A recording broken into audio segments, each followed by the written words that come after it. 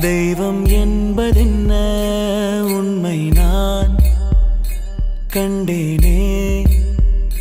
தந்தைதானே, தந்தை வார்த்தையெல்லாம் வேதங்கள் என்பார்கள். உண்மைதானே, தாயின் அன்பை நாம் அணு அணுவாக அறிவோம். தந்தை கண்ணீர் அதை எந்த